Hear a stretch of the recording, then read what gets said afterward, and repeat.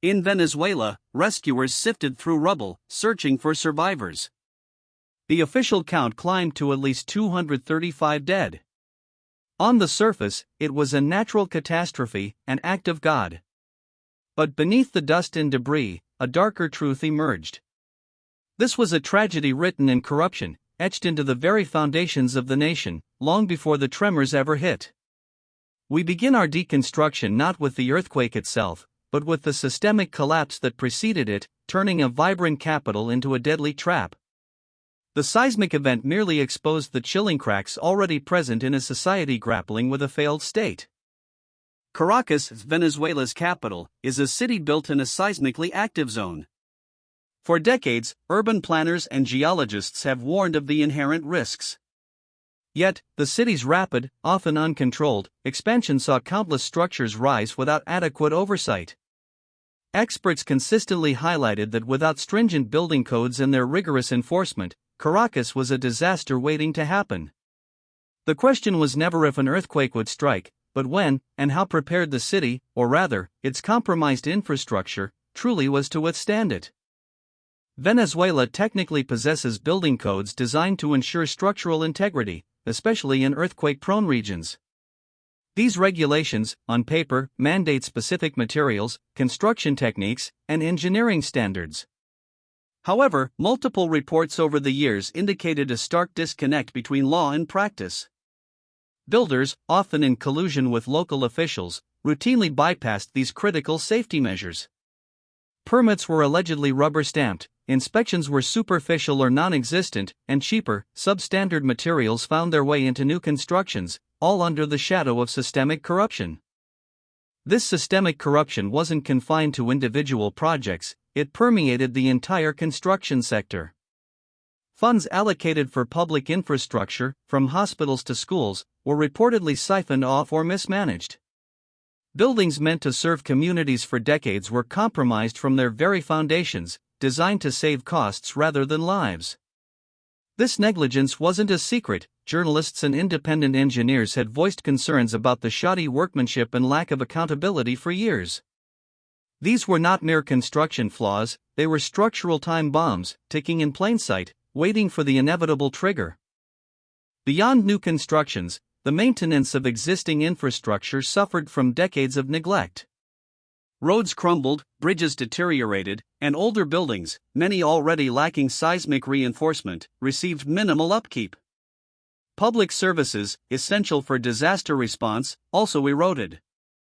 Hospitals lacked basic equipment and trained staff, fire departments operated with outdated vehicles and limited resources, and search and rescue teams faced severe logistical challenges.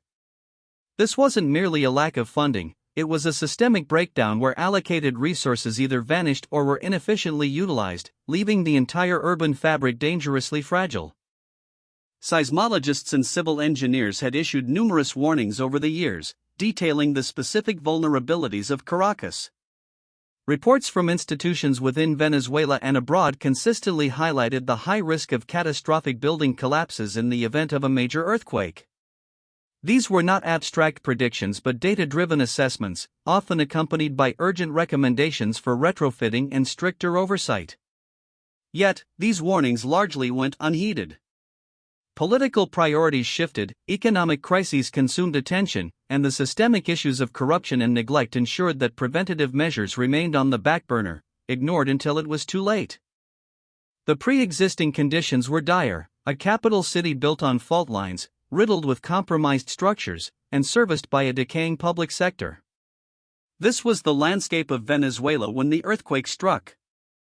The seismic event, though natural, acted as a brutal amplifier for these deep-seated systemic failures.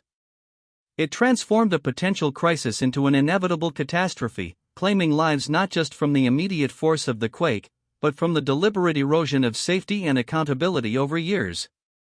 The collapse of buildings was a visible manifestation of a nation undermined, brick, by corruption and neglect. When the earth finally began to shake, the speed and scale of the destruction were devastating. Eyewitness accounts spoke of buildings swaying violently, then disintegrating into dust in mere seconds. The ground split, roads buckled, and power lines snapped, plunging vast areas into darkness and chaos. For those trapped inside structures that should have withstood the tremors, the terror was immediate and absolute. The initial jolt was only the beginning of a nightmare. The true horror was realizing that the very shelters they trusted, their homes and workplaces, were fatally flawed, designed to fail under stress. The speed of collapse was a critical factor in the high death toll. Many structures, particularly multi-story residential buildings and older commercial complexes, gave way almost instantly. This rapid disintegration trapped thousands, leaving little to no time for escape. Survivors recounted terrifying moments of walls buckling inward and floors pancaking one after another. Engineers examining the rubble noted clear signs of poor concrete quality, insufficient steel reinforcement, and non-compliance with seismic design specifications. The buildings didn't just fall, they were destined to fail, collapsing into heaps of debris that offered no refuge. In the immediate aftermath, a desperate search for survivors began. Local residents, often barehanded, were the first responders, frantically trying to dig through the debris. The cries for help from beneath the shattered concrete and twisted metal were heart-wrenching. But quickly, the scale of the disaster overwhelmed these ad hoc efforts. Heavy machinery, essential for moving massive slabs of concrete, was critically scarce or simply non-functional due to lack of maintenance. Specialized search and rescue teams were few, far between, and often lacked the advanced equipment necessary for such complex operations. The state's emergency response infrastructure, already weakened by years of neglect, quickly proved inadequate. Communication systems faltered, hindering coordination between different agencies. Hospitals, many operating at minimal capacity with shortages of medicine and personnel, were rapidly overwhelmed by the influx of injured. First aid supplies were scarce, and even basic medical procedures were challenging under the chaotic conditions. The systemic issues that made buildings collapse also crippled the very systems designed to save lives post-collapse, magnifying the death toll and prolonging suffering. In the face of official shortcomings, it was often ordinary citizens who stepped into the void. Neighborhood groups organized their own search parties, sharing what meager tools and resources they had. Food and water were distributed by volunteers, and makeshift shelters were set up in open spaces. This incredible resilience and solidarity among the populace stood in stark contrast to the state's struggling efforts. It highlighted a bitter truth: in a system deemed failed, the burden of survival and recovery falls disproportionately on those least equipped, yet most determined, to fight against the odds. International aid, critical in any large-scale disaster, faced significant hurdles. Bureaucratic delays, distrust, and political tensions complicated the entry and distribution of foreign assistance. Offers of specialized rescue teams, medical supplies, and heavy equipment from other nations were reportedly slowed down or outright rejected by the authorities. This obstruction further hampered rescue efforts during the crucial golden hours when survivors are most likely to be found. The political climate, already strained, effectively isolated Venezuela, turning a humanitarian crisis into a prolonged battle against both the natural disaster and state-imposed barriers. Even after the initial rescue phase, the danger persisted.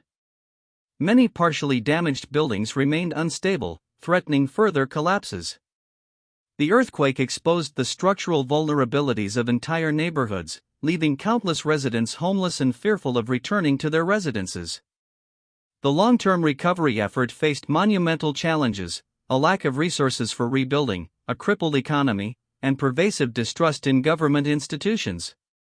The immediate disaster transitioned into a protracted humanitarian crisis, with its roots deeply embedded in the pre-existing conditions of a nation struggling under systemic collapse. While the official death toll stands at 235, many observers argue that the true human cost is far higher. This includes those who perished due to delayed rescue, inadequate medical care, or subsequent hardships caused by the systemic breakdown. Furthermore, the psychological scars and displacement of thousands represent an immeasurable toll. It's a sobering reminder that numbers often fail to capture the full spectrum of suffering, especially when a natural disaster converges with a man-made catastrophe. The deaths were not merely from the earth-shaking, but from the cumulative effect of years of systemic neglect and corruption. The question of accountability looms large over the ruins of Venezuela. Who is responsible for allowing such a catastrophic loss of life due to preventable structural failures and a failed emergency response? The investigative lens points directly to the systemic corruption and governance failures that eroded safety standards and public services. For Venezuela to rebuild, it must confront not just the physical devastation but the deep-seated issues that created such profound vulnerability.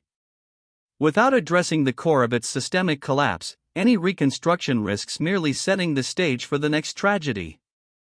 This survival saga, unfolding in the rubble of Caracas, is a grim testament to a battle against a failed state.